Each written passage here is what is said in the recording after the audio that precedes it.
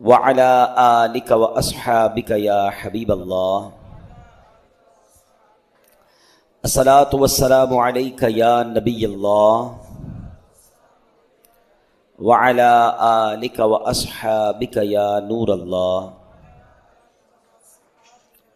نويت سنة الاعتکاف۔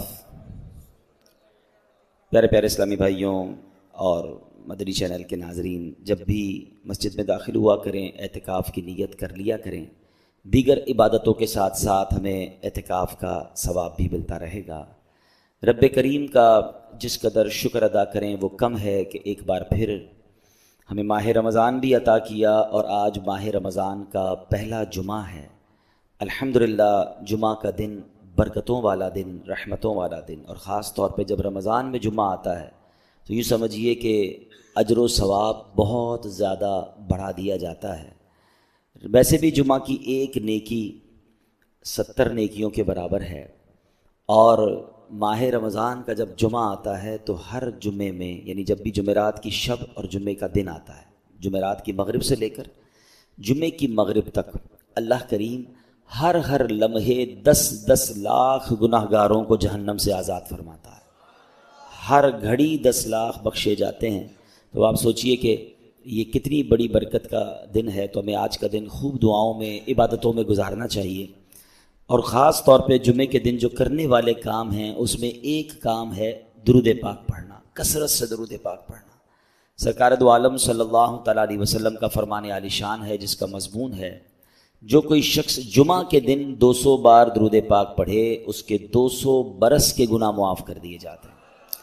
تو آج اسپیشلی آپ نے درود پاک پڑھنے ہیں اور اس کی برکتیں لوٹنی ہیں۔ ایک بار محبت کے ساتھ درود پاک پڑھ لیں۔ صلو علی الحبیب صلی اللہ تعالی علی محمد صلی اللہ علیہ وسلم۔ آج سے انشاءاللہ چونکہ یہ طے ہو گیا ہے کہ جب میں انشاءاللہ پاکستان میں کراچی میں ہوا کروں گا تو رمضان میں بھی اور رمضان کے بعد بھی جمعہ کی نماز میں مجھے یہاں حاضری کا شرف ملے گا، تو ہم نے سوچا کہ کیوں نہ ایک سیریز جو ہے ہمارے بیانات کی ہو، کہ ہم ایک ٹاپک کے تحت بیان سنتے چلے جائیں اور ہم سب انشاءاللہ کچھ سیکھیں، اور یہ انشاءاللہ مدنی چینل کے لیے ریکارڈ بھی ہو جائے اور بعد میں دنیا بھر کے ویورز بھی دیکھیں۔ لائیو بھی انشاءاللہ یہ ہوتا ہے، ابھی بھی لائیو ہو رہا ہے، تو دنیا بھر کے عاشقان رسول یہ ٹائم نوٹ کر لیں کہ ہر جمعے کو انشاءاللہ ہمارا جو بیان کا ٹاپک ہوا کرے گا وہ ہوگا قرآن کی باتیں۔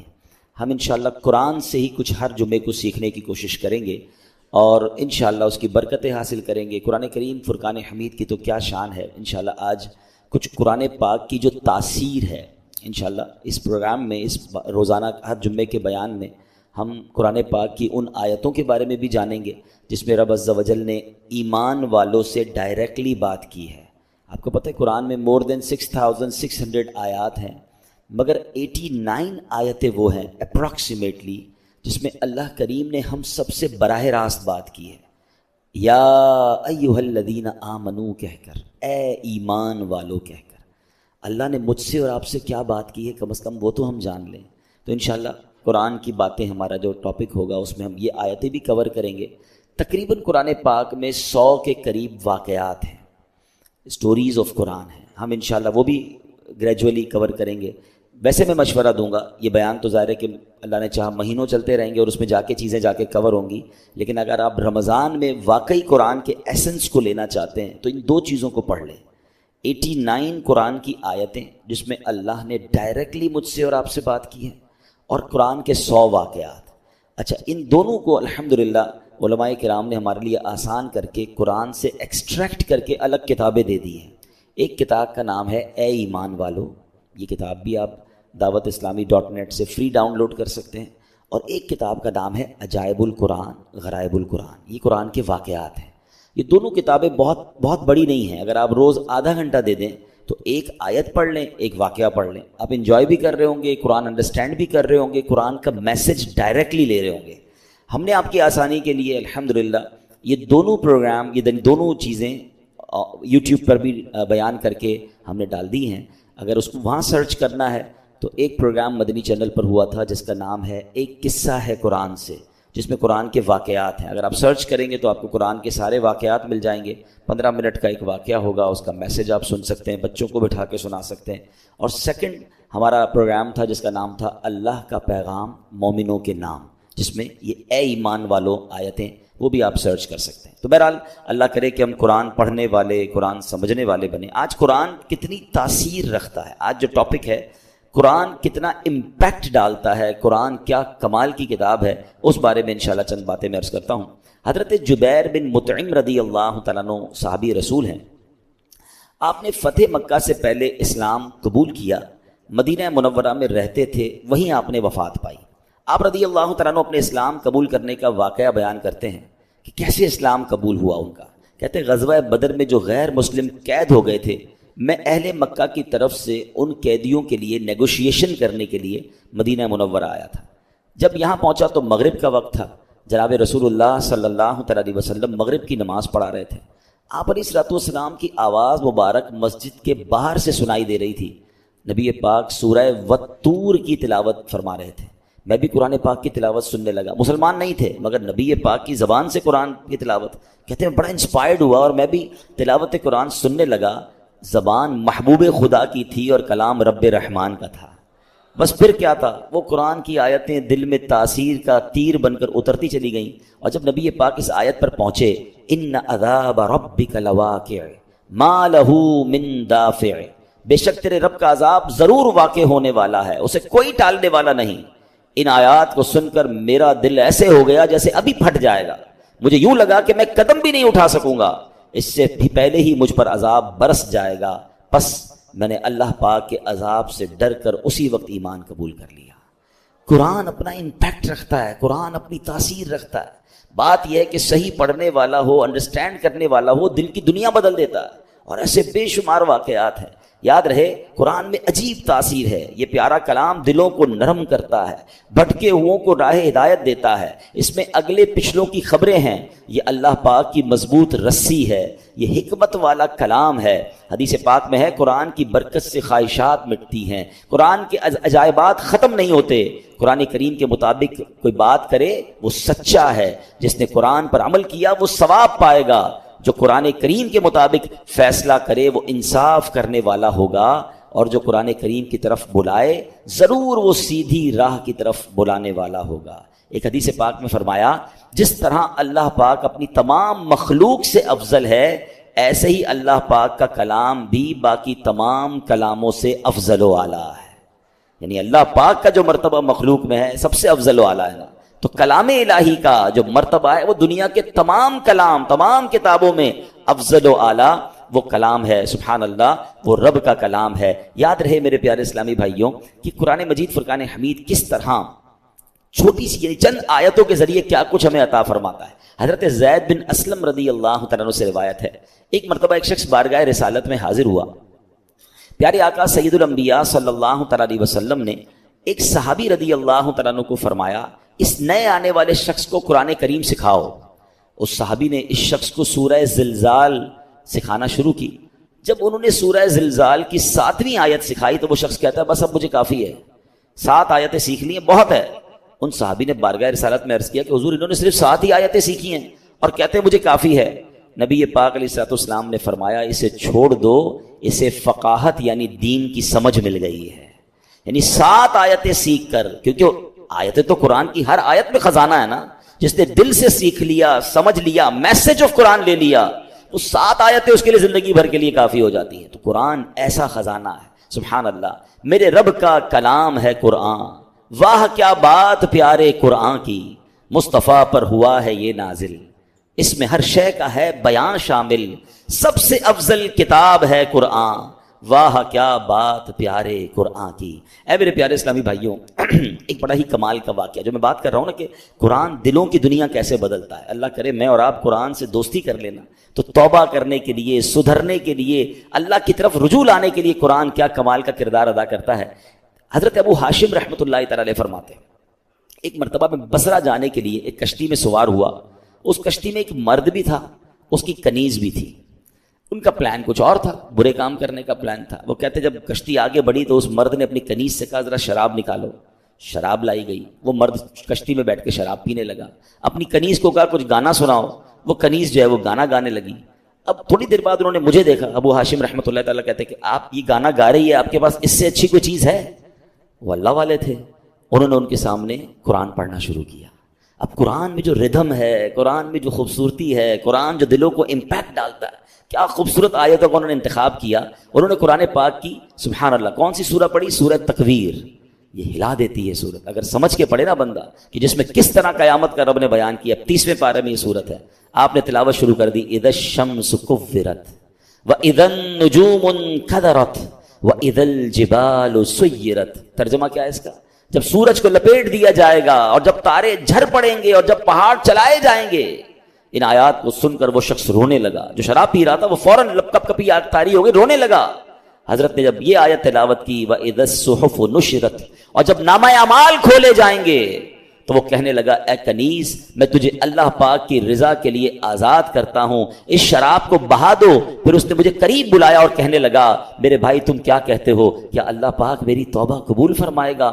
اللہ اکبر، اللہ والے تھے، کیا جواب بھی قرآن سے ہی دیا اور قرآن کی وہ آیت تلاوت کی، ان اللہ یحب التوابین ویحب المتطہرین۔ سبحان اللہ۔ ترجمہ کنز العرفان، بے شک اللہ بہت توبہ کرنے والوں سے محبت فرماتا ہے اور خوب صاف ستھرے رہنے والوں کو پسند فرماتا ہے۔ بس اس شراب پینے والے گانے باجے میں منہمک شخص نے جب یہ سنا کہ رب توبہ کرنے والوں کو قبول فرماتا ہے، محبت فرماتا ہے، بیٹھی کشتی میں، چلتی کشتی میں اس بندے نے اللہ سے توبہ کر لی۔ تو اے میرے پیارے اسلامی بھائیوں، قرآن اس طرح دلوں پر اثر ڈالتا ہے۔ یاد رہے قرآن کا ایک نام حکمت بھی ہے، یعنی یہ وہ کتاب ہے جس کو پڑھنے سے حکمت و دانائی ملتی ہے۔ قرآن کریم کا ایک نام صراط مستقیم ہے، یعنی وہ کتاب ہے جو بھولے بھٹکوں کو سیدھے رستے کا مسافر بناتی ہے۔ قرآن کریم کا ایک نام نور ہے، یعنی وہ عظیم کتاب ہے جو نور بانٹتی اور دلوں کو روشن کرتی ہے۔ ایک صحابی رسول ہیں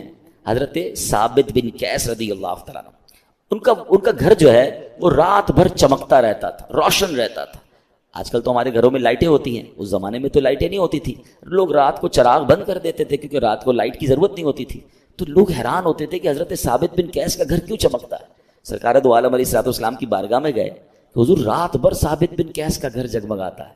اچھا صحابہ بھی کمال کے تھے نا، whenever they want to ask something any unusual thing، وہ کہیں اور نہیں جاتے تھے، وہ جناب رسول اللہ صلی اللہ علیہ وسلم کی بارگاہ میں جاتے تھے۔ ان کو پتا تھا یہاں سے بڑا پیارا جواب مل جائے گا۔ سرکار دو عالم علیہ السلام نے فرمایا یقیناً ثابت بن قیس رات کو سورہ بقرہ کی تلاوت کرتے ہوں گے۔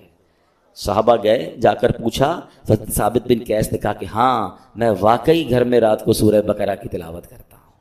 تو یہ ہے قرآن، یہ ہے قرآن کا نور۔ سبحان اللہ۔ چھوڑو یہ ظلمتوں کے شکوے کرو نہ ہر دم، چھوڑو یہ ظلمتوں کے شکوے کرو نہ ہر دم، ہے روشنی کی خواہش قرآن پڑھ کے دیکھو۔ تو قرآن پاک کی کیا بات ہے۔ اب قرآن پاک جہاں طبیعتوں پر اثر ڈالتا ہے، انسان کی کیفیتوں پر اثر ڈالتا ہے، وہ قرآن کریم امراض کو بھی دور کرتا ہے۔ جی ہاں، قرآن کریم باطنی امراض کو بھی دلوں کے صاف کرتا ہے، جسمانی امراض کو بھی کیسے دور کرتا ہے۔ اب ذرا سنیے گا، قرآن میں اللہ فرماتا ہے یا ایھا الناس قد جاءتکم موعظۃ من ربکم وشفاء لما فی الصدور۔ ترجمہ کنز العرفان، اے لوگو تمہارے پاس تمہارے رب کی طرف سے نصیحت اور دلوں کی شفا آ گئی۔ مشہور مفسر قرآن حکیم الامت حضرت مفتی احمد یار خان نعیمی رحمۃ اللہ تعالی علیہ اس آیت کے تحت فرماتے ہیں قرآن کریم رب کی طرف سے بندوں کی روحانی پرورش کا ذریعہ ہے۔ دل کی بیماریاں جو ان پٹ ہوتا ہے نا، دل کی جو باطنی بیماریاں ہیں، فرمایا جہالت، شک، شرک، نفاق، برے عقیدے، برے اخلاق، حسد، کینہ، ہوس، دنیا کی حرص، عداوت، یہ تمام گناہ جو ہیں ان قرآن کریم ان سب کی اصلاح کرنے والا ہے۔ اللہ کرے کہ ہم قرآن کو پڑھیں اور دل سے پڑھیں، انڈرسٹینڈ کرنے کی کوشش کریں کیسے امپیکٹ ڈالتا ہے۔ ایک اور واقعہ سنیں، اللہ ان توبہ کرنے والوں کے صدقے ہمیں بھی سچی توبہ عطا فرمائے۔ علامہ ابن جوزی رحمۃ اللہ تعالی لکھتے ہیں ایک عبادت گزار بزرگ تھے، 40 سال تک بر اعظم افریقہ کا بڑا مشہور ملک سوڈان، وہاں ایک غار میں رہ کر اللہ کی عبادت کرتے تھے۔ کہتے ہیں میں اس غار میں تھا تو ایک شخص اس غار میں آ گیا اور اس کے پاس کھانا بھی تھا، شراب بھی تھی۔ وہ آ کر بیٹھ گیا، اس نے مجھے دیکھا نہیں، میں اسے نظر نہیں آ رہا تھا، تو اس نے شراب پینا جب جیسے شروع کی، برتن اٹھایا تو میں نے اونچی آواز میں قرآن پاک کی یہ آیت تلاوت کی۔ یہ آیت جو ہے نا، کئی لوگوں کی توبہ کا سبب بنی ہے. بڑے بڑے بزرگ جو ہیں، جو بدلے ہیں، جو ان کی لائف کا ٹرننگ پوائنٹ تھا نا، وہ یہ ایک قرآن پاک کی آیت ہے. کبھی موقع ملا تو میں انشاءاللہ اس آیت کو مزید اس کے واقعات بیان کروں گا. حضرت کہتے ہیں کہ میں نے اس شرابی کے سامنے غار میں بیٹھ کر قرآن کی آیت پڑھی. ذرا اس آیت کا ترجمہ بھی سنیے گا. آیت کیا ہے؟ پارہ 27 ہے، سورہ حدید، آیت نمبر 16. اللہ فرماتا ہے الم یأن للذین آمنوا ان تخشع قلوبہم لذکر اللہ. کیا ایمان والوں کے لیے ابھی وہ وقت نہیں آیا کہ ان کے دل اللہ کی یاد اور اس کے حق کے لیے جھک جائیں؟ کیا اب بھی وہ وقت نہیں آیا؟ قرآن نے گویا ہلایا ہے، جھنجھوڑا ہے. اب اس زمانے کے لوگ تو عربی سمجھتے تھے، تو وہ کہتے ہیں جیسے ہی میں نے وہ آیت پڑھی تو نوجوان رک گیا شراب پینے سے، دائیں بائیں دیکھا، اس کو کوئی نظر نہیں آیا. جیسے ہی دوبارہ اس نے برتن شراب کا اٹھایا، میں نے پھر یہ آیت پڑھی الم یأن للذین آمنوا ان تخشع قلوبہم لذکر اللہ. کیا ایمان والوں کے لیے ابھی وہ وقت نہیں آیا کہ ان کے دل اللہ کی یاد اور اس کے حق کے لیے جھک جائیں؟ اب کی بار تو جب قرآن کریم اس نے سنا تو اس کے دل میں یہ باتیں تاثیر کا تیر مطلب بن کر اتر گئی. ہاتھ سے شراب گر گئی اور کہنے لگا بلا واللہ قد آن، کیوں نہیں، خدا کی قسم کو وقت آ گیا ہے، میرا دل اللہ کی طرف جھک گیا ہے. بس یہ کہتا جا رہا تھا، وہ غار سے نکل گیا. وہ بزرگ کہتے ہیں میں پیچھے پیچھے چلنے لگا کہ دیکھوں اب اس کی توبہ کیا رنگ لاتی ہے. اس کی زبان پر ایک ہی جملہ ہے بلا واللہ قد آن، کیوں نہیں، خدا کی قسم توبہ کا وقت آ گیا ہے.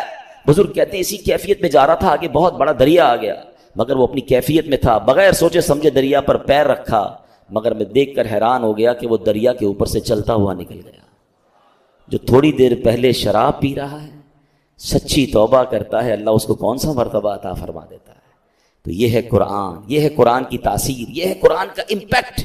ہمارا پرابلم یہ ہے کہ ہمارے گھروں میں برسوں سے قرآن ہے، شاید ہر سال قرآن خوانی کرتے ہیں، پورا ہر سال رمضان میں تلاوت کرتے ہیں، بٹ ہم انڈرسٹینڈ نہیں کرتے، اس کو سمجھنے کی کوشش نہیں کرتے، اس کا ایکسنس، اس کے عطر لینے کی کوشش نہیں کرتے. ورنہ واللہ جس دن آپ قرآن سمجھ کر پڑھنے لگ گئے، آنکھوں سے آنسو نہیں رکیں گے.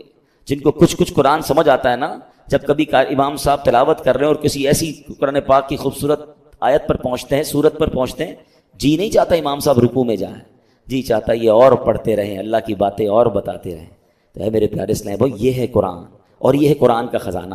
اچھا، اب میں چاہوں گا کہ انشاءاللہ قرآن پاک ہماری باڈی پر کیا امپیکٹ ڈالتا ہے. کئی لوگ بیمار ہوتے ہیں، ہم میں سے بہت سارے لوگ بیمار ہوں گے. قرآن میں ہمارے جسمانی شفا کیسی ہے، اب ذرا یہ سنیے گا. قرآن پاک میں خود رب فرماتا ہے وَنُنَزِّلُ مِنَ الْقُرْآنِ مَا هُوَ شِفَاءٌ وَرَحْمَةٌ لِّلْمُؤْمِنِينَ. اور ہم قرآن میں وہ چیز اتارتے ہیں جو ایمان والوں کے لیے شفا اور رحمت ہے. اللہ پاک کے آخری نبی علیہ الصلوۃ والسلام فرماتے ہیں خیر الدواء القرآن، یعنی بہترین دوا قرآن کریم ہے. قرآن کی مختلف آیتیں ہیں، مختلف صورتیں ہیں، جس کو پڑھ کر دم کیا جائے اپنے آپ پر یا مریض پر تو اسے کیسے شفا ملتی ہے. اور یہ صحابہ کرام کا طریقہ، خود نبی پاک علیہ الصلوۃ والسلام کا معمول کیا تھا. سنیے، پیارے آقا علیہ الصلوۃ والسلام کا یہ معمول کہ صحابہ کرام اور بڑے بڑے اولیاء کرام تقریباً 1450 صدیوں سے امت کے مجربات یعنی تجربہ شدہ کاموں میں ہے کہ قرآنی آیات پڑھ کر دم کیا جائے تو اللہ پاک شفا عطا فرماتا ہے. مسلمانوں کی امی جان بی بی عائشہ صدیقہ رضی اللہ تعالیٰ عنہ فرماتی ہیں کہ نبی پاک علیہ الصلوۃ والسلام کے اہل خانہ میں سے جب کوئی بیمار ہوتا تو آپ علیہ الصلوۃ والسلام معوذات یعنی سورہ فلق اور سورہ ناس پڑھ کر اس پر دم کیا کرتے تھے. تو میں آپ سب کو مشورہ دیتا ہوں، روز صبح اپنے گھر سے جب نکلیں یا فجر کی نماز پڑھیں، اول آخر درود پاک، سورہ فلق اور سورہ ناس پڑھ کر اپنے ہاتھ پر دم کریں اور پورے جسم پر پھیر لیں. اپنے بچوں پر اسکول جانے سے پہلے دم کریں، مدرسے میں جانے سے پہلے دم کریں. یہ گویا ان کا ایک حصار ہے. رات کو سوتے وقت یہ عمل کر لیں، یہ خود نبی پاک علیہ الصلوۃ والسلام کا عمل ہے. یہ انشاءاللہ بلاؤں سے، مصیبتوں سے آپ کی حفاظت بھی کرے گا اور یہ بیماریوں کو بھی دور کرے گا. ایک مرتبہ ایک صحابی نے بچھو کاٹنے پر سورہ فاتحہ پڑھ کر دم کیا، اللہ پاک نے اس مریض کو شفا عطا فرما دی. ایک صحابی کے قبیلے میں ایک پاگل شخص تھا جس کو لوگ زنجیروں سے باندھ کر رکھتے تھے. صحابی رسول نے 3 دن صبح و شام 3 مرتبہ سورہ فاتحہ پڑھ کر دم کیا، اللہ پاک نے اسے پاگل پن سے شفا عطا فرمائی.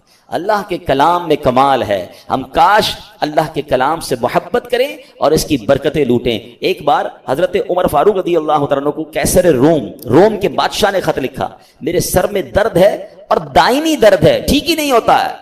تو حضرت عمر رضی اللہ تعالیٰ نے اس کو ایک ٹوپی بھیج دی. اچھا کمال یہ تھا جب وہ ٹوپی پہنتا درد ختم ہو جاتا، جیسے ہی ٹوپی اتارتا درد پھر شروع ہو جاتا. اس بادشاہ نے کہا ہے کیا اس ٹوپی میں؟ جب اس ٹوپی کو کھولا گیا تو اس ٹوپی میں ایک کاغذ ملا جس پر بسم اللہ الرحمن الرحیم لکھا ہوا تھا. حضرت عمر نے لکھ کے بھیجا تھا. تو اس سے یہ بھی پتہ چلا کہ تعویذات جو ہے اس میں کوئی حرج نہیں ہے، چہ جائے کہ ان تعویذات میں اللہ کا نام ہو، اس میں قرآنی آیات ہوں. بعض اوقات معاذ اللہ جادو اور اس طرح کی چیزیں، اس سے تو کوئی تعلق نہیں ہے، مگر قرآنی آیات، اللہ کے نام، پاکیزہ ناموں سے الحمدللہ بہت برکتیں ملتی ہیں، اور یہ صحابہ کرام اور ہمارے بزرگوں کے طریقے سے ثابت ہے. اب آخر میں چاہوں گا کہ آپ اپنے موبائل کو آن کر لیں. میں ایک ایسی بات کرنے جا رہا ہوں جو انشاءاللہ آپ کو کام آئے گی. آپ اس کو ریکارڈ کر لیں کہ قرآن کریم کی کن کن صورتوں سے کن کن چیزوں سے فائدہ ہوتا ہے، آپ کے کون سے پرابلم سالو ہو سکتے ہیں، آپ کی کون سی بیماریاں حل ہو سکتی ہیں. تو یہ 2-3 منٹ کا ایک کلپ بنے گا، یہ آپ کو انشاءاللہ کام آ جائے گا. ہم انشاءاللہ سوشل میڈیا پہ اس کو الگ سے بھی وائرل کر دیں گے، لیکن آپ چاہیں تو اسے ریکارڈ کر لیں کہ گھر میں بہت سارے مسائل ہوتے ہیں، ہم بعضوں کا ٹینشن میں ہوتے ہیں کہ یار اس کا کوئی وظیفہ مل جائے، کوئی دم مل جائے. تو ڈائریکٹلی قرآن کریم جو ہے کن کن چیزوں پر انشاءاللہ امپیکٹ ڈالے گا اور آپ کو فائدہ ہوگا. آپ چاہیں تو اسے ریکارڈ کر لیں. اب سنتے ہیں علماء کرام نے احادیث کی روشنی میں اور اپنے تجربے سے قرآنی صورتوں کی الگ الگ تاثیریں بیان کی ہیں. اب سنتے جائیے. سورہ فاتحہ 100 مرتبہ پڑھ کر جو دعا مانگی جائے وہ دعا قبول ہو جاتی ہے. سورہ بقرہ کی تلاوت سے شیطان گھر سے بھاگ جاتا ہے. آیت الکرسی پڑھنے سے محتاجی دور ہوتی ہے. سورۃ الکہف کو ہمیشہ پڑھنے والا دجال کے فتنوں سے محفوظ رہے گا. والدین کی قبر پر ہر جمعہ سورہ یاسین کی تلاوت کرنے سے اس کے حروف کی تعداد کے برابر یعنی پڑھنے والے کے گناہ بخش دیے جاتے ہیں. سورہ دخان پڑھنے سے مشکل دور ہوتی ہے. جو مرنے کے قریب ہو اس پر سورہ جاسیہ کا دم کرنے سے انشاءاللہ ایمان پر موت نصیب ہوگی. سورہ حجرات کا پڑھنا اور دم کر کے پینا گھر میں خیر و برکت کے لیے مفید ہے. سورہ قاف، کئی لوگ ہوتے ہیں جن کی فصلیں ہوتی ہیں، باغ ہوتے ہیں، تو اس کے بارے میں فرمایا کہ سورہ کاف پڑھنے سے باغ میں پھلوں کی کثرت ہوتی ہے. سورہ رحمان 11 بار پڑھنے سے تمام مقاصد پورے ہوتے ہیں. سورہ واقعہ جو شخص روزانہ پڑھے گا اسے کبھی فاقہ نہ ہوگا. سورۃ الملک کو ہر رات پڑھنے والا عذاب قبر سے محفوظ رہے گا. سورۃ المزمل کو 11 بار پڑھنے سے ہر مشکل آسان ہو جاتی ہے. جو بچے حفظ کر رہے ہوتے ہیں ان کے لیے سنیے، سورۃ المدثر کو پڑھ کر حفظ قرآن کی دعا مانگنے سے قرآن کریم کا یاد کرنا آسان ہو جاتا ہے. مریض کے پاس سورہ مجادلہ پڑھنے سے درد میں آرام ملے گا. سورہ لیل، مرگی کے دورے پڑھتے ہیں کچھ لوگوں کو، تو سورہ لیل پڑھ کر مرگی کے مریض کے کان میں دم کرنے سے فائدہ ہوتا ہے. سورہ رحمان لکھ کر پینا تلی یعنی سپلین کے مرض میں مفید ہے. سورہ النازعات پڑھنے کی برکت سے جان نکلنے کی تکلیف نہیں ہوتی ہے. سورۃ ضحیٰ پڑھنے سے بھاگا ہوا آدمی واپس آ جائے گا. سورہ علم نشرح جس مال پر پڑھ کر دم کر دیا جائے اس میں خوب برکت ہوتی ہے. سورہ 3 مرتبہ پڑھنے سے اخلاق و کردار بہترین ہوتے ہیں. سورۃ العلق میں جوڑوں کے درد کا علاج ہے. بزرگ بیٹھے ہوں گے، جوڑوں میں درد ہوتا ہے تو سورہ علق پڑھیں تو انشاءاللہ جوڑوں کے درد کا علاج ہے. جو کوئی صبح و شام سورہ قدر انا انزلناہ فی لیلۃ القدر پڑھے اللہ کریم اس کی عزت بڑھا دے گا. برس اور یرقان یہ بھی بڑے مرض ہیں. فرمایا سورہ بینہ، برس اور یرقان کا اس میں علاج ہے. جس آدمی یا جانور کو نظر لگی ہو اس پر سورہ عادیات کا دم کر دیں، یہ بڑا مفید ہے. سورہ قارعہ پڑھنے سے بلاؤں سے حفاظت رہتی ہے. جس پر قرض ہو غور سے سن لے. سورہ تکاثر 300 بار پڑھ لے تو انشاءاللہ بہت جلد قرض ادا ہو جائے گا. سورہ عصر پڑھنے سے غم دور ہوتا ہے. فرمایا کوئی دشمن کا خوف ہو سورہ قریش پڑھے تو اس سے انشاءاللہ جان کی حفاظت ہوتی ہے. اور سبحان اللہ سورہ فلق اور سورہ ناس سے جن، حاسدین اور شیطان سے حفاظت رہتی ہے. قل هو اللہ احد سورہ اخلاص یہ تہائی قرآن کے برابر ہے. کوئی 3 بار سورہ اخلاص پڑھ لے اسے پورے قرآن پڑھنے کا ثواب ملتا ہے. تو یہ ہے میرے رب کا کلام. قرآن سے محبت کیجئے، قرآن سے علاج کیجئے، قرآن سے دوستی کیجئے، قرآن سے دلوں کی کیفیت کو بدلیے. ماہ رمضان ماہ قرآن ہے. اس مہینے میں قرآن کی تلاوت کے ساتھ ساتھ ترجمہ قرآن اور تفسیر قرآن، بہت خوبصورت تفسیر قرآن آپ کو ریکمنڈ کر دیتا ہوں. اس تفسیر قرآن کا نام ہے صراط الجنان. یہ بہت آسان اردو میں موجود ہے. اس کو بھی چاہیں تو dawatIslami.net سے ڈاؤن لوڈ کر لیں یا مکتبۃ المدینہ سے پرچیز کر لیں. انشاءاللہ اس کی برکتیں ملیں گی. دعوت اسلامی پوری دنیا میں قرآن پاک کے نور کو پھیلانے کے لیے شاندار کام کر رہی ہے. 12,000 سے زیادہ مدرسے دنیا بھر میں دعوت اسلامی نے بنا دیے ہیں. 5 لاکھ کے قریب بچے اور بچیاں فری آف چارج مدرسوں میں قرآن پاک پڑھ رہے ہیں، حفظ کر رہے ہیں، ناظرہ پڑھ رہے ہیں، عالم اور عالمہ بن رہے ہیں. اور آپ کو جان کر خوشی ہوگی کہ 5 لاکھ کے قریب بچے اور بچیوں نے حفظ و ناظرہ کمپلیٹ بھی کر لیا ہے. تو یہ اتنا بڑا قرآن کا جو خدمت اور کام ہے یہ دعوت اسلامی کر رہی ہے، تو ہمیں بھی دعوت اسلامی کا بڑھ چڑھ کر ساتھ دینا چاہیے. اس رمضان میں اپنی زکوٰۃ، اپنا ڈونیشن، اپنا فطرہ سب سے پہلے اپنے غریب رشتہ داروں کو دیکھیں اور اس کے بعد اپنی دعوت اسلامی کو بھی دیں. اللہ پاک اپنی راہ میں بھی ہمیں دل کھول کر خرچ کرنے کی توفیق عطا فرمائے. آج نکاح ہے انشاءاللہ. اچھا، میں آپ آخری ایک حدیث سنا کے بات پوری کر لیتا ہوں. حدیث پاک میں آتا ہے، ایک بڑی کمال کی حدیث ہے. میرے آقا فرماتے ہیں جس کا مضمون ہے جو جمعے کے دن 5 کام کر لے اس پر جنت واجب ہو جاتی ہے. فرمایا جمعے کے دن جمعے کی نماز پڑھے، روزہ رکھے، نکاح میں شرکت کرے، کسی مریض کی عیادت کرے اور جنازے میں شرکت کرے. یہ 5 کام جو ایک دن میں کر لے نبی پاک فرماتے ہیں اس پر جنت واجب ہو جاتی ہے. آج روزہ ہم سب نے رکھا ہوا ہے، جمعہ ہم نے پڑھ لیا ہے. اتفاق یہ کہ آج اس مسجد میں نکاح بھی ہے. ابھی جمعے کی نماز ختم ہوگی تو نکاح ہوگا، چاہیں تو اس میں بھی شرکت کر لیں. اب 2 کام مزید کرنے. مریض کی عیادت اتنا مشکل نہیں ہے، آپ اپنے خاندان میں کسی مریض کو ڈھونڈ سکتے ہیں، بعض اوقات ہاسپٹل بھی جایا جا سکتا ہے. اب جنازے میں شرکت ہے، کیا معلوم ہمیں کوئی جنازہ بھی مغرب سے پہلے مل جائے. تو یہ وہ فضیلت ہے جو تلاش کرنی پڑتی ہے. آج کچھ آسان ہے، 3 چیزیں تو ہو رہی ہیں، تو آپ چاہیں تو نکاح میں شرکت بھی صلاۃ والسلام کے بعد انشاءاللہ یہ نکاح ہوگا، آپ کر سکتے ہیں. اللہ پاک ہمیں نیکیاں کمانے کا جذبہ نصیب فرمائے.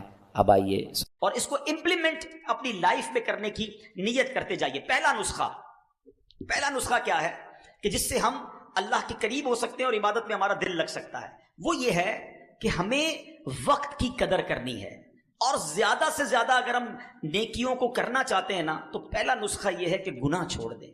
ہم نماز پڑھتے بھی ہیں اور ساتھ حرام کام بھی کر رہے ہیں، تو گناہ چھوڑنا، اپنے اسٹیپ کو اللہ کی طرف بڑھانا ہے نا، قدم بڑھانا ہے، عبادت کی طرف اپنا دل لگانا ہے، تو پہلے گناہ چھوڑ دیں، کیونکہ گناہوں کی یہ آگ ہمیں تباہ و برباد کر دے گی. حضرت امیر المومنین عمر فاروق اعظم رضی اللہ تعالیٰ فرماتے ہیں گناہ اگرچہ ایک ہو مگر اپنے ساتھ 10 برائیاں لاتا ہے. ابھی میں نے آپ کو عبادت کے فضائل بتائے نا، اب گناہ کی برائیاں سنو. لوگ کہتے ہیں تھوڑا سا ہی گناہ کرتا ہوں، 1-2 ہی بری عادتیں. سنو ایک گناہ کیا کیا لاتا ہے. نمبر 1، گناہ کرنے والا اللہ پاک کو غضب دلاتا ہے. نمبر 2، شیطان ملعون کو خوش کرتا ہے. نمبر 3، جنت سے دور. اور نمبر 4، جہنم کے قریب ہو جاتا ہے. نمبر 5، اپنی سب سے پیاری چیز یعنی اپنی جان کو تکلیف میں ڈالتا ہے. نمبر 6، اپنے باطن کو ناپاک کرتا ہے. نمبر 7، اعمال لکھنے والے فرشتوں کرامن کاتبین کو تکلیف دیتا ہے، ان کو گناہ لکھنا پڑتا ہے نا، گندی بات، بری بات لکھنی پڑتی ہے. نمبر 8، پیارے آقا علیہ الصلوۃ والسلام کو روضہ انور میں تکلیف پہنچاتا ہے، رنجیدہ کرتا ہے. نمبر 9، زمین و آسمان اور تمام مخلوق کو اپنی نافرمانی پر گواہ بناتا ہے. اور نمبر 10، تمام انسانوں سے خیانت اور رب العالمین کی نافرمانی کرتا ہے. تو آج پہلے نیت تو یہ کر لیں کہ انشاءاللہ گناہ نہیں کریں گے. ہاں، گناہ چھوڑنا آسان نہیں ہے، مگر میرے لیے مشکل ہے نا، میرے رب کے لیے تو مشکل نہیں ہے. وہ تو قوی ہے، وہ طاقت والا ہے، وہ کن فرمائے تو فیکون ہو جاتا ہے. پہلے نیت کر لیں اور پھر اللہ سے مدد مانگیں کہ یا اللہ میں نے نیت کر لی ہے، بس تو میری گناہوں کی عادت نکال دے. تو انشاءاللہ جب دل گناہوں سے پاک ہوگا نا تو پھر نیکیوں کا نور آنا شروع ہو جائے گا. کچھ لوگ ملتے ہیں، ایک جگہ ہم گئے تھے تو یہ بحث ہو رہی تھی. ایک بھائی ساتھ میں کہتے ہیں یار اتنی نیند آتی ہے جیسے ہی بیان شروع ہوتا ہے، دل نہیں لگتا، اس کی کیا وجہ ہے؟ تو دیکھیں میں آپ کو آج ایک طریقہ بتا دیتا ہوں. ہم کبھی بخار ہوتا ہے، آپ کو بھی ہوتا ہوگا، تو بخار میں ہمیں اپنا پسندیدہ کھانا بھی اچھا نہیں لگتا. جو بڑا پسند سے کھاتے ہیں نا وہ بھی کڑوا لگتا ہے. کھانا تو کھانا، گھر والے بھی اچھے نہیں لگتے. تو ہم کیا کرتے ہیں، کھانا چھوڑ دیتے ہیں یا گھر والوں کو بھگا دیتے ہیں. ہم کو پتہ ہے یار بیمار ہیں، تھوڑے دنوں کے لیے منہ کڑوا رہے گا، دوائی کھاتے رہیں گے. آہستہ آہستہ آہستہ جیسے ہی بیماری دور ہوگی نا، دوائی کھانے کا مزہ آنا شروع ہو جائے گا، موڈ اچھا ہو جائے گا. ایسا ہی ہوتا ہے. تو جب کسی کو نماز میں دل نہ لگے، تلاوت میں دل نہ لگے، اجتماع میں دل نہ لگے، کسی درود پاک پڑھے تو بوریت ہونے لگے، تو وہ سمجھ لے کہ اندر بیماری ہے، گناہوں نے دل کالا کیا ہوا ہے. اب کیا کرنا ہے؟ اب یہ نیکی کرتے رہنا، یہ دوائی کھاتے رہنا. انشاءاللہ گناہ چھوڑ دینا اور نیکی کرتے رہنا.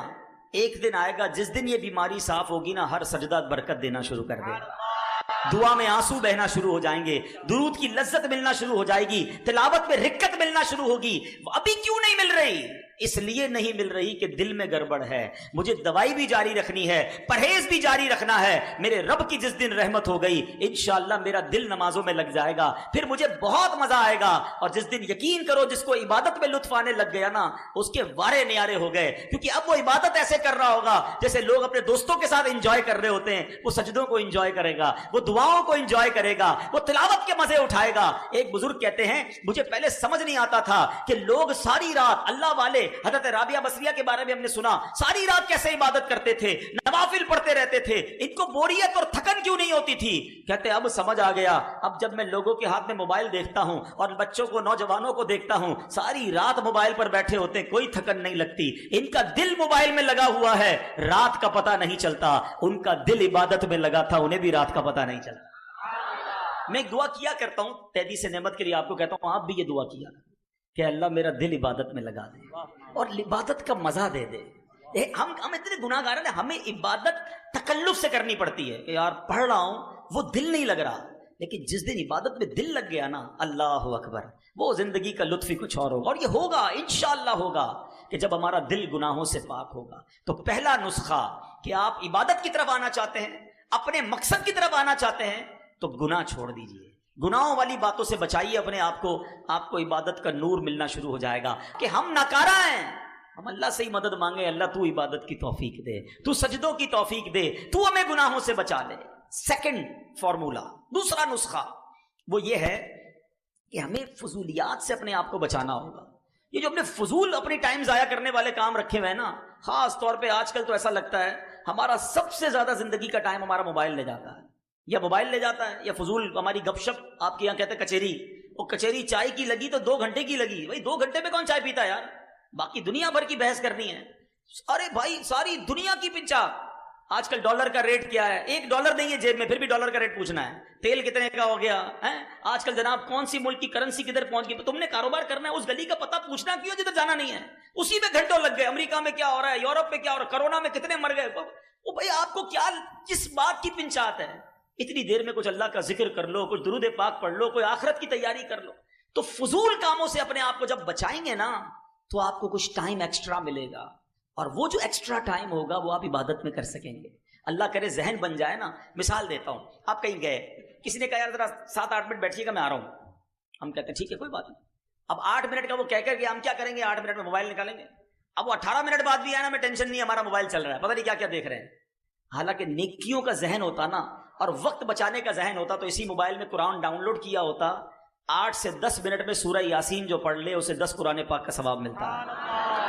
8-10 منٹ تو لگتے ہیں نا، حدیث پاک کا مضمون ہے، جو سورہ یاسین پڑھتا اس کو 10 قرآن پاک کا ثواب ہے۔ وہ 10 منٹ بٹھا کر ہمیں آیا، ہم نے 10 قرآن پاک کا ثواب کما لیا۔ دیو سے تسبیح نکالوں یار، 100 بار درود پاک نہ پڑھ لوں یار، 5 منٹ کا بریک ملا ہے تو۔ اللہ کرے کہ یہ ذہن بنے کہ ہم فضول کاموں سے بچے۔ اتنا ٹائم ہم ضائع کرتے ہیں، اگر آپ کو یقین نہیں آتا نا تو آپ کبھی پیپر پہ بیٹھ کے اپنا ٹائم لکھیں کہ یار میں نے آج پورے دن میں، ٹھیک ہے نوکری کریں، کاروبار کو ٹائم دیں، فیملی کو ٹائم دیں، نمازیں پڑھیں، اس کے علاوہ وہ گھنٹے گنے جس میں آپ نے کچھ نہیں کیا، تو پھر اندازہ ہوگا کہ یار میں نے کتنا زندگی کا وقت ضائع کر دیا۔ تو ذکر و درود کرتے رہیے، فضول باتوں سے اپنے آپ کو بچائیے۔ اے کاش ہم یہ جو ہے ہمارا ذہن بن جائے۔ کامل مسلمان وہ ہے جو ایسے کام، ایسی حرکات و سکنات سے بچے جو اس کے لیے دین یا دنیا میں مفید نہ ہو، وہ کام یا کلام کرے جو اسے دنیا میں مفید ہو یا آخرت میں۔ سبحان اللہ، اللہ کرے کہ یہ بات سمجھ آ جائے کہ دنیا کا فائدہ ہے یا آخرت کا ہے، وہ کام تو کروں، نہ دنیا کا فائدہ نہ آخرت کا فائدہ، صرف ضائع کر رہا ہوں، یہ نہیں ہونا چاہیے۔ اپنی سانسوں کی گنتی کو سمجھیے، یہ اللہ پاک نے بڑی نعمت دی ہے، اب ہماری مرضی ہم ان کو کیسے ضائع کرتے ہیں۔ تیسرا نسخہ، پہلا کیا تھا، گناہ چھوڑ دے، دوسرا فضول کاموں سے اپنے آپ کو بچائے۔ اب تیسرا نسخہ کیا ہے کہ ہم اپنے جو مباح کام ہے نا، چلنا پھرنا، اٹھنا بیٹھنا، چائے پینا، کھانا کھانا، ان مباح یعنی جائز کاموں کو نیکیوں میں کیسے کنورٹ کر سکتے ہیں۔ سبحان اللہ، وہ کیسے کور ہوگا، وہ ہے اچھی نیت۔ یہ ایسی نرالی سوغات ہے کہ بندہ اچھی نیت کی وجہ سے بغیر عمل کے بھی ثواب کا مستحق ہو جاتا ہے۔ اللہ کے حبیب علیہ الصلوۃ والسلام فرماتے ہیں جس نے نیکی کا ارادہ کیا اس پر عمل نہ بھی کر پایا تو اس کے لیے ایک نیکی لکھ دی جاتی ہے۔ نیت اچھی تھی نا، اچھی اچھی نیتیں کر لیا کریں۔ اچھا، ایک عمل میں کئی نیتیں کی جا سکتی ہیں، اگر تھوڑا سا رک کر نیکی کرنے کا، اچھی نیت کرنے کا ذہن بن جائے نا، اللہ پاک امیر اہل سنت کو سلامت رکھے، اتنا نیت کے بارے میں سمجھاتے ہیں. مثال کے طور پہ آپ اجتماع میں آئے، ابھی کی بات کر لیتے ہیں، آپ میں سے کوئی آیا بھائی بیان سنوں گا، اس کو ایک ثواب ملے گا. کسی نے نیت کی یار میں ذکر بھی کروں گا، 2 نیتیں ہو گئیں، میں تو دعا بھی کروں گا، 3 نیتیں ہو گئیں. اب میں اجتماع کے بعد مسلمانوں سے ملاقات بھی کروں گا، 4 نیتیں ہو گئیں. سلام میں پہل کروں گا، 5 نیتیں ہو گئیں. اجتماع میں اگر گیا اور وہاں کسی مسلمان نے راستہ پوچھا تو راستہ بھی بتا دوں گا، 6 نیتیں ہو گئیں. 2 مسلمانوں میں جھگڑا ہوا، اگر ہونے لگا تو سلو کروا دوں گا، 7 ہو گئیں. کسی نے کوئی مسئلہ پوچھا آتا ہوا بتا دوں گا، 8 نیتیں ہو گئیں. ہو سکتا ہے اجتماع میں جنازہ آ جائے، اگر جنازہ آیا تو جنازہ بھی پڑھ لوں گا، 9 نیتیں ہو گئیں. اگر آپ کا نیت کا ذہن ہے تو آپ گھر سے چلے اجتماع کے لیے ہیں، مگر ہر قدم پر ہر لمحے 10 12 کام کی نیتیں کی، 10 12 کاموں کا ثواب ملنا شروع ہو گیا. اور یہ میں نہیں کہہ رہا، سیدی اعلیٰ حضرت امام اہل سنت لکھتے ہیں جس کا مفہوم یہ ہے کہ بندہ جو گھر سے نماز کے لیے چلتا ہے، وہ جب گھر کے سے نماز کے لیے چلتا ہے نا تو ہر قدم پر ایک نیکی ملتی ہے، ہر دوسرے قدم پر ایک گناہ معاف ہوتا ہے. اعلیٰ حضرت نے نماز پڑھنے کے لیے جانے کے لیے 40 نیتیں لکھی ہیں. جو ان 40 نیتوں پر عمل کر لے، نیت کر لے، اب گھر سے چلے گا ہر قدم پر 40 نیکیاں ملیں گی. تو ہم اچھی نیتیں کرنے کی عادت ڈالیں تو یہ بڑا آسان سا کام ہے، لیکن ہمارے نامہ اعمال میں ملٹیپلیکیشن ہونا شروع ہو جائے گا. اگلا نسخہ یہ ہے کہ ہم کہتے ہیں 1 تیر سے 2 شکار، اس کی عادت ڈال لیں. ہاتھ کام کرتے ہیں نا، نوکری کر رہے ہیں، کاروبار کر رہے ہیں یا کچھ بھی کر رہے ہیں، زبان تو فارغ ہے نا، چلتے پھرتے اٹھتے بیٹھتے اللہ اللہ اللہ اللہ اللہ اللہ کرتے رہے، سبحان اللہ سبحان اللہ سبحان اللہ، الحمدللہ الحمدللہ الحمدللہ، اللہ اکبر اللہ اکبر اللہ اکبر، لا الہ الا اللہ لا الہ الا اللہ، ولا حول ولا قوت الا باللہ. یہ وہ وظائف ہیں احادیث میں جس کی ترغیب دی گئی ہے. سبحان اللہ و بحمدہ سبحان اللہ العظیم، یہ وہ عظیم وظیفہ ہے جو نبی پاک فرماتے ہیں 2 کلمے ہیں جو زبان پر ہلکے ہیں، میزان پر بھاری ہیں اور اللہ کو بڑے پسند ہیں. وہ کون سے ہیں؟ سبحان اللہ و بحمدہ سبحان اللہ العظیم. تو اگر میرا یہ ذہن بن جائے کہ میری نیکیوں کا میٹر جاری رہے تو زبان کو اچھے کام میں لگائے رکھو، اللہ رسول کا ذکر کرتے رہا کرو، انشاءاللہ نیکیوں کا میٹر جاری ہوگا. پورا دن کاروبار کر کے نوکری کر کے یہ حساب تو کرتے ہو آج کتنے کمائے، کبھی یہ بھی حساب کر لو کہ آج جنت میں کتنے درخت لگائے، آج کتنی کروڑوں نیکیاں آپ ایک دن میں کما سکتے ہیں. اگر آپ کا یہ ذہن بن جائے کہ میں نے اپنی زبان کا پرفیکٹ یوز کرنا ہے. ایک بزرگ کے بارے میں آتا ہے 40 سال تک آپ نے روٹی نہیں کھائی، ستو پیتے تھے. تو کسی نے کہا حضرت آپ روٹی کیوں نہیں کھاتے؟ کہ روٹی کو چبانے اور ستو کو پینے میں نے فرق دیکھا کہ میں 90 تسبیحات زیادہ کر سکتا ہوں. تو میں نے سوچا روٹی چبانے میں ٹائم کیوں ضائع کروں، ستو پی کر بھی پیٹ بھر جاتا ہے، 90 تسبیح اور پڑھ لیتا ہوں. مگر ادھر پورا دن گزر جاتا ہے، درود کی ایک تسبیح نہیں ہوتی ہے، کلمہ پاک کی ایک تسبیح نہیں پڑھتے ہیں. حدیث میں آیا افضل الذکر لا الہ الا اللہ، بہترین افضل ذکر ہے. کتنی بار پڑھا؟ نہ کریں ایسا. یہ سانسوں کی خدارہ اہمیت محسوس کریں. قیامت کے دن ایسا نہ ہو کہ پچھتاوا ہو کہ کاش فضول وقت نہ گزارتا، اللہ رسول کا ذکر کر لیتا. ایک اور بڑا پیارا نسخہ علماء نے بتایا کہ بندہ دعا کرنے کا عادی ہو جائے. نبی پاک کا انداز پتہ ہے نا، پیارے آقا کھانا کھانے سے پہلے کی دعا، کھانے کے بعد کی دعا، دودھ پینے کی دعا، پانی پینے کی دعا، پانی کے بعد کی دعا، استنجا خانے میں جانے کی دعا، فارغ ہو کر باہر آنے کی دعا، گھر میں جانے کی دعا، باہر آنے کی دعا، مسجد میں جانے کی دعا، باہر نکلنے کی دعا. یہ کیا ہے؟ یہ نبی پاک قدم قدم پر دعائیں کرتے تھے. اور آج ہمیں پورا پورا دن گزر جاتا ہے ہم دعا نہیں پڑھتے. حالانکہ اگر یہی عادت اپنا لینا کہ ساری دعائیں یاد کر لیں کہ یار کھانے سے پہلے کیا پڑھنا ہے، تو کھانے سے پہلے ثواب، کھانے کے بعد ثواب، پانی سے پہلے ثواب، پانی کے بعد ثواب. اچھا دعا اور سنت، اگر یہ 2 چیزیں مجھے پتہ چل جائیں، بھائی پانی تو پینا ہی ہے نا، لیکن دن میں کتنی بار پانی پیتا ہوں؟ اگر سنت کے مطابق پیوں تو ہر بار پانی پینے کا ثواب ہے. چپل تو پہننا ہی ہے، سنت کے مطابق پہنوں، چپل پہننے کا ثواب. لباس تو پہننا ہی ہے، سنت کے مطابق پہنوں، لباس پہننے کا ثواب. اگر یہ ذہن بن جائے کہ یار میں پورے دن میں کیسے عبادت بڑھا سکتا ہوں اور بغیر کسی بڑی ایفرٹ کے، کیا محنت کرنی ہے، سیدھے پیر سے چپل پہنے یا الٹے پیر سے پہنے اتنا ہی ٹائم لگنا ہے، مگر ہر سنت پر اگر سنت کی نیت سے عمل کر لوں اور اس سے پہلے دعا بھی پڑھ لوں. الدعاء مخ العبادہ، حدیث پاک میں ہے دعا عبادت کا مغز ہے. اچھا ڈبل فائدہ ہوگا، دعا کا ثواب الگ ملے گا، کام میں برکت اور آ جائے گی. جس کام کو شروع کرنے سے پہلے بسم اللہ پڑھی، دعا کر لی، کام بھی اچھا ہو جائے گا، کھانے میں بھی برکت رہے گی، پیٹ بھی خراب نہیں ہوگا، اور جناب عبادت بھی جاری رہے گی. اصل چیز مائنڈ ہے. جس طرح دنیا کمانے کے لیے دماغ چلتا ہے، اگر نیکیاں کمانے کے لیے دماغ چل جائے نا تو پھر تو نیکیاں ہی نیکیاں ہیں. کمال ہے، آسان نیکیاں ہیں. ایک بڑی پیاری کتاب بھی ہے مکتبۃ المدینہ کی، آسان نیکیاں. اس کو پڑھے تو حیران ہو جاتا ہے بندہ کہ یار اتنے چھوٹے عمل سے اتنا بڑا ثواب. میں اگر ایسی کوئی کتاب بتا دوں آسان پیسے کمانے کا نسخہ، شاید وہ کتاب ہی ختم ہو جائے گی مکتبے پہ. او ہو بتاؤ بھائی ایک دن میں لاکھ روپے کیسے کماتے ہیں, محنت بھی نہ کرنی پڑے. میں آپ کو بتاتا ہوں ایک دن میں کروڑوں نیکیاں کما سکتے ہیں بھائی. صرف اپنا ذہن بنائیں اور اپنا یہ ذہن بنا لیں کہ مجھے عبادت کے لیے بھیجا گیا. تو دعائیں یاد کر لیں. ماشاءاللہ مدنی قافلوں میں دعائیں یاد کرائی جاتی ہیں, دعوت اسلامی کے حلقوں میں دعائیں یاد کرائی جاتی ہیں, اور یہ دعائیں انشاءاللہ زندگی میں ساتھ رہیں تو بیڑا پار ہو جائے گا نا. سنت پر عمل کرنے کی ذہن بنا لیں, اور سنت پر عمل کر کے نیکیاں تو ملی. اور پتہ کیا ملے گا؟ سنو, اللہ کے حبیب علیہ الصلوۃ والسلام کیا فرماتے ہیں؟ نبی پاک علیہ الصلوۃ والسلام فرماتے ہیں کہ جس نے میری سنت سے محبت کی اس نے مجھ سے محبت کی, اور جس نے مجھ سے محبت کی وہ میرے ساتھ جنت میں جائے گا. اب بتاؤ نا, اللہ کے حبیب کے ساتھ جنت میں چلے گئے تو بیڑا پار ہو گیا نا. تو بہرحال میرے پیچھے اسلامی بھائیوں, آج میں جو مختصر وقت میں جو بیان میں بات سمجھانا چاہتا تھا, اللہ کرے کہ یہ ذہن بن جائے کہ ہم نے اپنی زندگی کو ضائع نہیں کرنا ہے. اب تو مبارک مہینہ رمضان کا آ رہا ہے, اس مہینے میں بھی عبادت بڑھا دیں, اگلے مہینے میں بھی اپنے ذہن کو یہ بنائیں کہ مجھے عبادت کے لیے بھیجا گیا ہے. اور آپ عبادت کرو گے نا, اللہ کو راضی کرو گے. لوگ کہتے ہیں یار ہم دین کی طرف زیادہ آ جائیں گے تو دنیا کا کیا ہوگا. میرے پیچھے اسلامی بھائی مجھے ایک بات بتائیں, آپ اللہ کی عبادت نہیں کر رہے, یا کوئی شخص ایسا ہے جو اللہ کی نافرمانی کر رہا ہے, اللہ اسے روزی دے رہا ہے, اس کا روزگار چل رہا ہے, وہ اللہ کی فرما برداری کی طرف آ جائے گا تو کیا اللہ تعالیٰ روزگار روک لے گا؟ خود سوچے نا, وہ رحمان الدنیا والآخرہ ہے, وہ خالق دنیا بھی ہے آخرت کا بھی مالک ہے. ارے جب ہم اسے راضی کر لیں گے, اس نے دنیا بھی اچھی کر دینی ہے, اس نے آخرت بھی اچھی کر دینی ہے. تو بس اپنی زندگی کا یہ مقصد بنائیں. اور الحمدللہ آج کے اس پرفتن دور میں دعوت اسلامی کا مدنی ماحول ہے جو ہمیں پکڑ پکڑ کر ہماری آخرت کی یاد دلاتا ہے, ہمیں ہماری زندگی کا مقصد بتاتا ہے کہ کس لیے پیدا کیے گئے ہیں. تو آئیے اس مدنی ماحول میں آ کر آپ خوب نیکیاں کما سکتے ہیں. آپ کو ماشاءاللہ اگر زیادہ نیکیاں کمانی ہے نا تو آپ دعوت اسلامی میں آ جائیں. اجتماع میں دیکھیں کتنی چیزیں سیکھنے کو ملتی ہیں. پھر ذکر کی, اب اتنے سارے لوگ ذکر کریں گے, ہر ذکر پر ثواب ملے گا. دعا کریں گے, آمین کہتے جائیں گے, برکتیں بھی ملتی جائیں گی, دعا کا ثواب بھی ملنا شروع ہو جائے گا. پھر صلاۃ و سلام ہوگا تو صلاۃ و سلام کا ثواب ملے گا. اس کے بعد یہ سیکھنے سکھانے کے حلقے, اس میں الگ ثواب ملے گا. خوش نصیب یہاں آرام کریں گے, ساری رات اعتکاف کا ثواب ملے گا. تہجد پڑھیں گے, تہجد کا ثواب ملے گا. پھر فجر کی جماعت ہوگی, پھر فجر, یعنی آپ سوچیں کہ ایک رات میں کتنا بڑا پیکج ہمیں ہر جمعرات اجتماع میں مل جاتا ہے. پھر کتنے خوش نصیب ہیں جو مدنی قافلوں میں سفر کرتے ہیں, 3 دن میں کتنی ساری نیکیاں کما کے آئیں گے, 1 ماہ میں کتنی نیکیاں کما کر آئیں گے. تو اللہ کرے کہ نیکیاں کمانے کا, نیکیوں حاصل کرنے کا ذہن ہمارا بن جائے تو پھر انشاءاللہ یہاں بھی خیر ہے, وہاں بھی خیر ہے. ایک بات آخر میں کہہ دیتا ہوں, اگر دنیا میں غریب ہونا تو کم از کم آخرت میں تو غریب نہ رہو یار. وہاں تو امیر ہو جاؤ, وہاں تو باغات لگا لو, وہاں تو جنت میں محل لگا لو.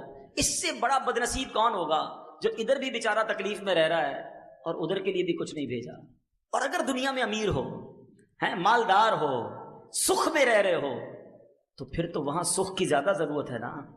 ادھر نرم بستر ہو اور ادھر مار پڑنی ہو, ادھر نرم اور بڑے شاندار بیڈ روم ہو اور قبر میں کیڑے ہوں, تو کیا فائدہ ان بیڈ رومز اور ان گھروں کا. مزہ یہ ہے کہ تمہیں اللہ نے ادھر بھی گھر اچھے دیے ہیں, اب ادھر بھی گھر اچھے تیار کر لو. یہ ذہن جس دن بن گیا نا کہ میں نے ادھر بھی چین سے رہنا ہے, ادھر بھی محل تیار کرنا ہے, ادھر بھی اپنے باغات بنا لینے ہیں, ادھر بھی خوب صدقہ خیرات کر کے اپنا بینک بیلنس جمع کر لینا ہے, تو پھر خیر ہے, پھر زندگی بہت اچھی ہے. آخری ایک واقعہ سناتا ہوں اور پھر ہم انشاءاللہ بیان کو کنکلوڈ کرتے ہیں. یہ میسج سمجھ لیں آج کا. ایک ملک میں ایک بادشاہ نے بڑا عجیب کمپٹیشن کروایا. اب بادشاہ ہوتا ہے, اس کی مرضی. اس نے کہا ذرا چیک کرو میرے ملک میں سب سے بڑا بے وقوف کون ہے, ہو از the biggest fool in our country. بادشاہ کا فرمان تھا, وزیروں نے مقابلے کرانا شروع کر دیے. عجیب و غریب مقابلے ہوئے. بہرحال مقابلے میں ایک بندہ جو ہے نا وہ سلیکٹ ہو گیا کہ یہ پورے ملک میں سب سے بڑا بے وقوف ہے. ٹھیک ہے, بادشاہ کے سامنے لائے کہ بادشاہ سلامت, ہم نے چیک کر لیا ہے, اس بندے سے بڑا بے وقوف کوئی نہیں. اچھا چیک کر لیا, کہاں چیک کر لیا. بادشاہ نے اپنے گلے سے سونے چاندی کی مالا اتاری, اس بے وقوف کے گلے میں پہنا دی. بے وقوف خوشی خوشی گھر چلا گیا, جیت گیا, ونر. تھوڑے دن بعد اس بے وقوف کو پتا چلا کہ بادشاہ سلامت بہت بیمار ہو گئے, شدید بیمار تھا. تو بے وقوف پہنچ گیا بادشاہ کے پاس کہ بادشاہ سلامت سنا آپ بڑے بیمار ہو گئے. کہتا ہاں یار بہت بیمار ہو گیا ہوں, اب تو یہ جہان چھوڑ کے جا رہا ہوں. کہتا اچھا کہیں اور جا رہے ہیں. تھا تو بے وقوف, اس کو نہیں پتا مرنا کیا ہوتا ہے, قبر کیا ہوتی ہے. کہیں اور جا رہے ہیں. ہاں میں دوسری دنیا میں جا رہا ہوں. اچھا بادشاہ سلامت یہ بتائیے آپ کہیں اور جا رہے ہیں, ادھر تو اتنا بڑا محل, زبردست کمرے, جدھر جا رہے ہیں ادھر محل بنا لیا. بادشاہ کہتا ہے ادھر تو جھوپڑی بھی نہیں بنائی ہے. کہا اچھا. بادشاہ سلامت میں دیکھتا ہوں آپ کے پاس اتنے سونے جواہرات, مجھے خود آپ نے اتنی بڑی قیمتی مالا دی تھی, جدھر جا رہے ادھر پیسے بھجوا دیے. بادشاہ سلامت کہتا ہے میں نے تو ادھر ایک روپیہ بھی نہیں بھجوایا, پھوٹی کوڑی بھی نہیں ادھر.